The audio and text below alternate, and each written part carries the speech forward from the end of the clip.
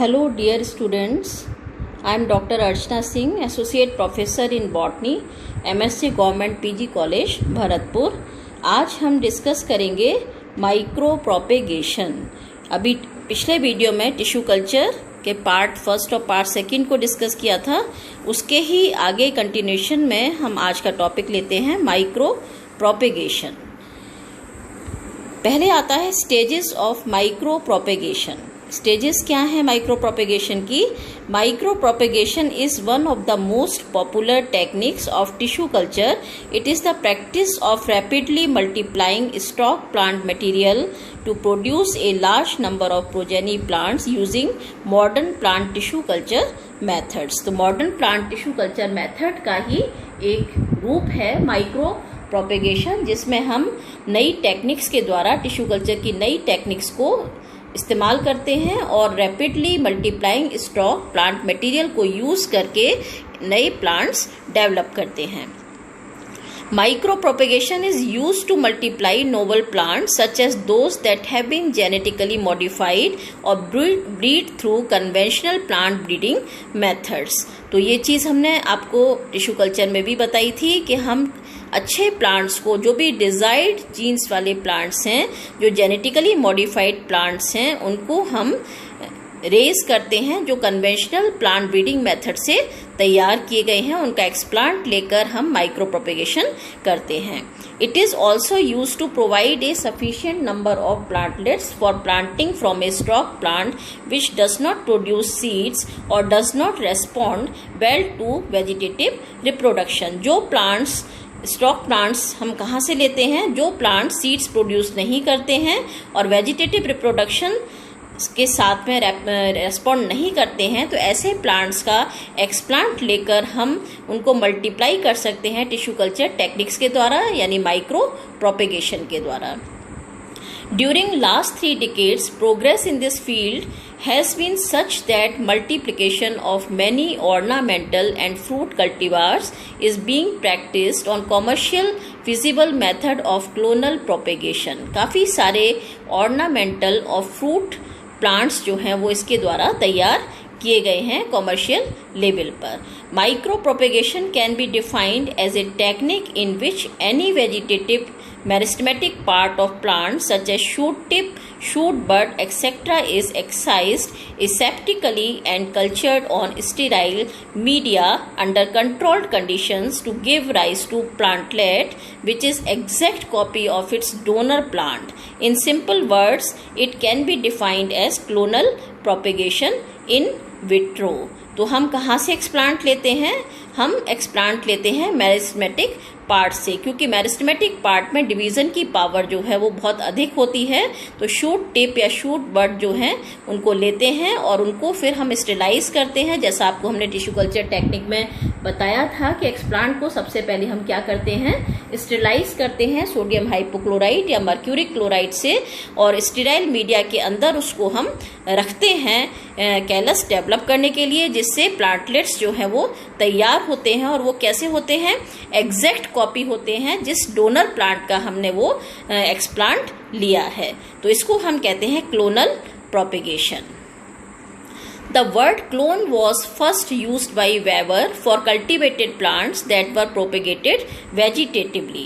The word derived from Greek clone means होता है twig, spray or a slip like those broken off as propagules for multiplication।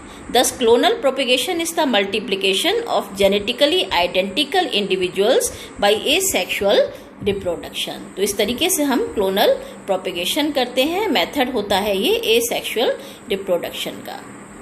Plant regeneration can be achieved by culturing tissue sections either lacking a performed meristem। Example है axillary bud proliferation approach or from callus and cell cultures de novo origin। It is the stimulation of axillary buds which are usually present in the axil of each leaf to develop into a shoot। This technique exploits the normal ontogenic route for branch development by lateral meristem। ये हम lateral meristem से भी कर सकते हैं। In nature, these buds remain dormant for various periods depending upon the growth pattern of plant. Due to continuous application of cytokine in culture medium, the shoot formed by the bud, which is present on explants, nodal segments और shoot tip cutting develops axillary buds. तो यहाँ पर हमने आपको बताया था कि हम हार्मोन ट्रीटमेंट देते हैं कैलस पर. जब कैलस फुली डेवलप हो जाता है तो ऑक्सिन्स और साइटोकाइनिन्स का हार्मोन ट्रीटमेंट हम देते हैं. ऑक्सिन से रूट्स प्रमोट होती हैं और साइटोकाइनिन से शूट प्रमोट हो जाती हैं और एक छोटा प्लांटलेट जो है वो हमारा टेस्ट ट्यूब के अंदर तैयार हो जाता है.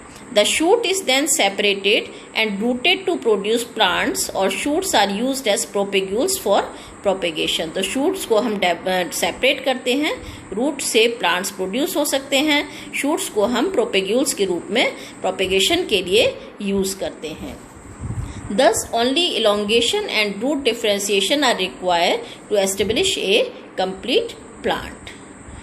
Among the various applications of plant tissues culture, micropropagation of plant species has attained the status of large plant based study. तो ये आते हैं माइक्रो प्रोपेगेशन मेथड्स के अंदर. कौन कौन से मेथड्स हैं? ये मेथड्स हम यूज करते हैं प्लांट कल्चर करने के लिए. Morphology, physiology, biochemistry, molecular biology and genetic engineering के द्वारा. इसमें 3 मेथड हैं. पहला है somatic embryogenesis, axillary birds and adventitious birds. तो सोमैटिक एम्ब्रियोजेनेसिस मैंने आप एक सेपरेट वीडियो बनाया है, उसको आप लोग देखिएगा कि किस तरीके से सोमैटिक एम्ब्रियोजेनेसिस जो है वो किया जाता है. General technique of micro propagation. The process of plant micro propagation aims to produce clones. Clones क्या है?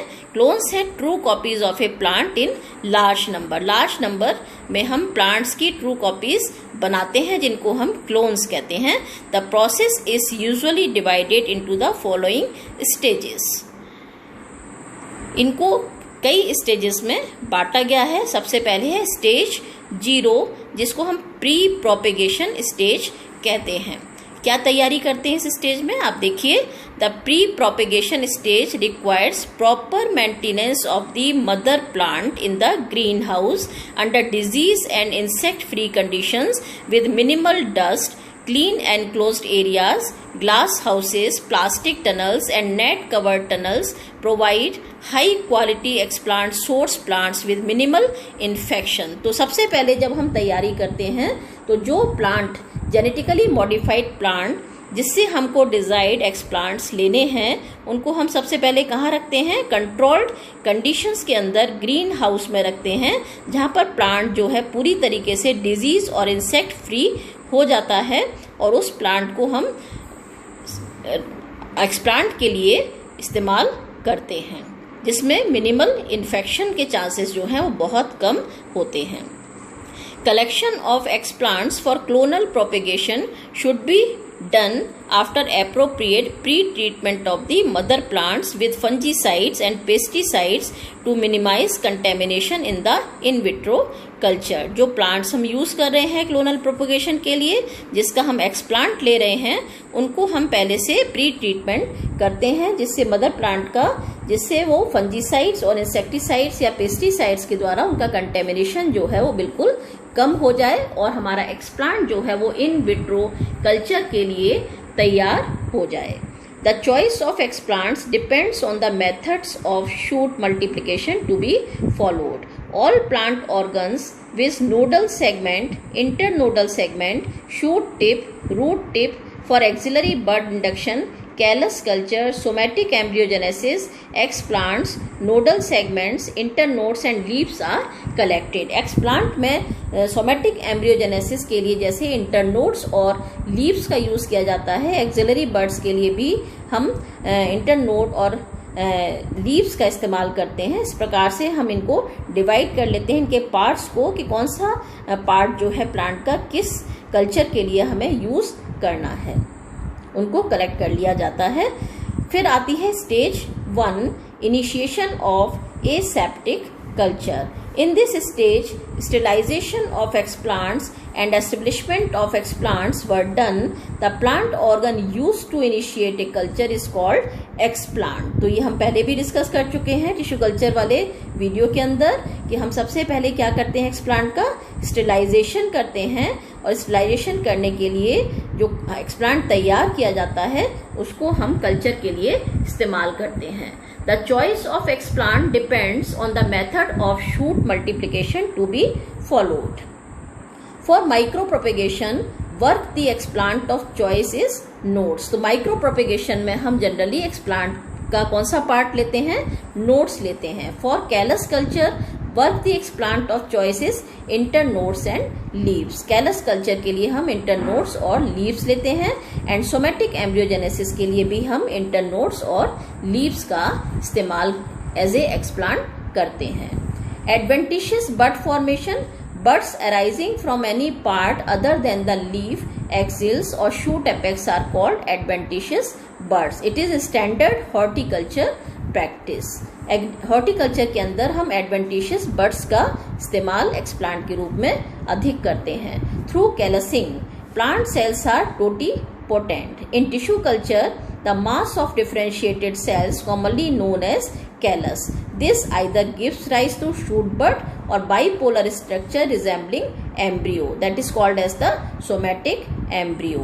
तो थ्रू कैलसिंग प्लांट सेल्स कैसे होते हैं, मैंने आपको बताया था पिछले वीडियो में कैसे होते हैं, टोटीपोटेंट होते हैं। टोटीपोटेंसी या पूर्ण शक्तता क्या होती है, सेल्स के अंदर अपने आप को मल्टीप्लाई करने की पावर होती है। प्रत्येक सेल जो है अपने आप को मल्टीप्लाई करके उसी ऑर्गन में कन्वर्ट हो सकता है। इस शक्तता को हम कहते हैं पूर्ण शक्तता या totipotency.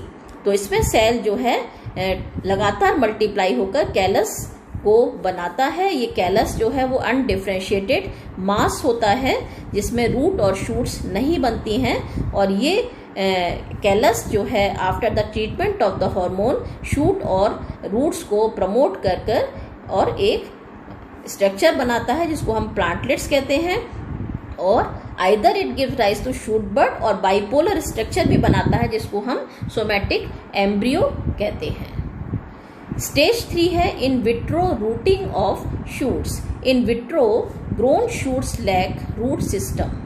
For induction of roots, they were transferred to rooting medium. For rooting, half strength MS medium supplemented with 1.0 milligram per liter auxin was used. तो रूटिंग के लिए हम कौन सा हार्मोन यूज करते हैं, ऑक्सिन यूज करते हैं, और इसका कंसंट्रेशन जो है वो कितना होता है, 1.0 मिलीग्राम पर लीटर MS मीडियम के अंदर डालते हैं, जिससे रूटिंग जो है वो प्रमोट हो जाती है। स्टेज 4 है hardening and acclimatisation of tissue culture plantlets. मैंने आपको बताया था हार्डनिंग क्या होता है, जब हम ग्रीन हाउस के अंदर कंट्रोल्ड कंडीशन में प्लांटलेट जो हमने कहाँ तैयार किया था, टिश्यू कल्चर के द्वारा तैयार किया था, उस टिश्यू कल्चर के द्वारा टेस्ट ट्यूब से प्लांटलेट को हम कहाँ लगाते हैं, मिट्टी के अंदर ग्रीन हाउस में लगाते हैं। इसको हम कहते हैं हार्डनिंग। और जब कंट्रोल कंडीशन में वो प्लांट तैयार हो जाता है तो उसको हम फिर बाहर फील्ड में लगाते हैं, जिससे वो वहां पर आसानी से सरवाइव कर जाता है।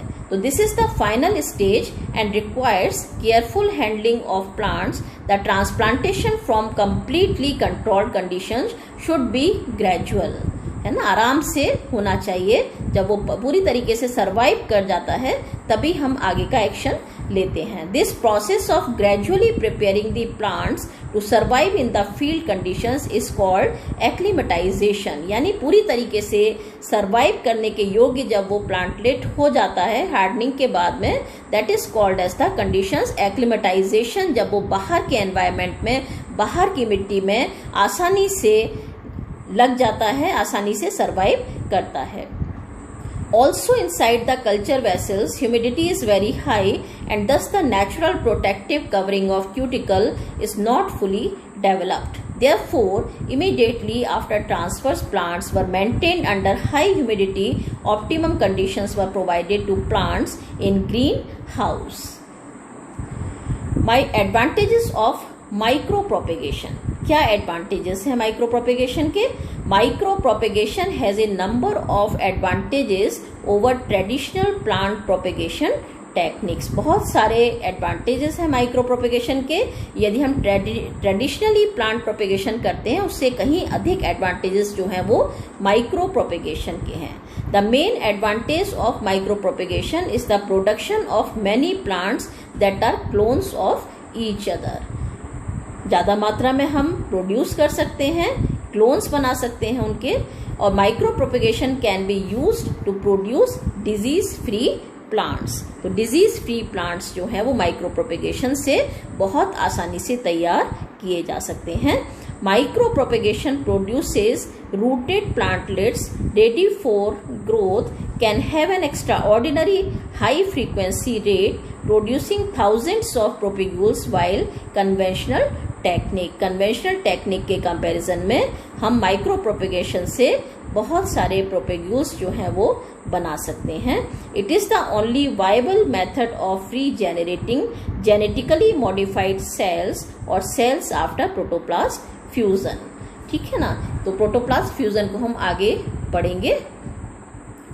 It is the useful in multiplying plants which produce seeds in uneconomically amounts, or when plants are sterile and do not produce viable seeds, or when seeds can't be stored. Micropropagation often produces more robust plants leading to accelerated growth compared to similar plants produced by conventional method like seeds or cuttings. तो इसके द्वारा भी हम जैसे seeds और cutting से plants तैयार करते हैं, वैसे ही माइक्रो प्रोपेगेशन से भी हम अच्छे प्लांट्स जो हैं वो तैयार कर सकते हैं और उनकी ग्रोथ भी जो है वो काफी एक्सीलरेट करती है।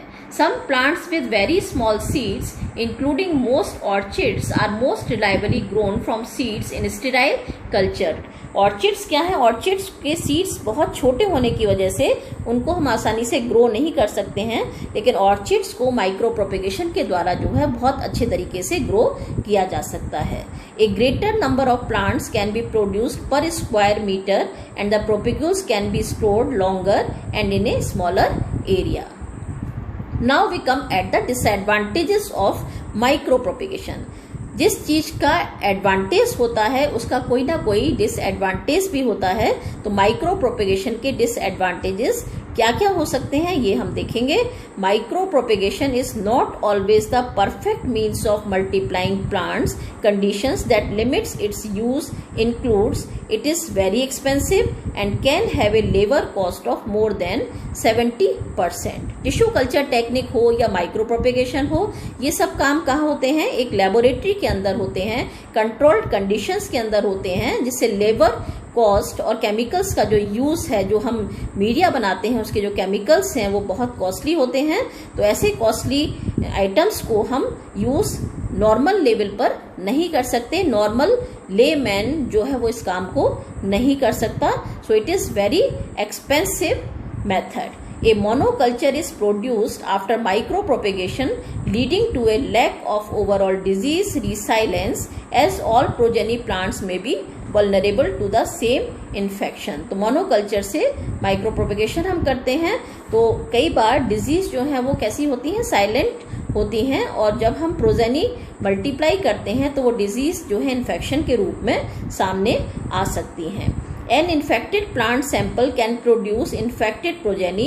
This is uncommon if the stock plants are carefully screened and vetted to prevent culturing plants infected with virus or fungus. यदि कोई भी infection है उसके अंदर तो वो infection जो है वो प्रमोट हो सकता है, चाहे वो वायरस का हो या फंगस का हो। यहाँ पर ये टॉपिक खत्म होता है और इसके आगे का टॉपिक हम लेंगे नेक्स्ट वीडियो में।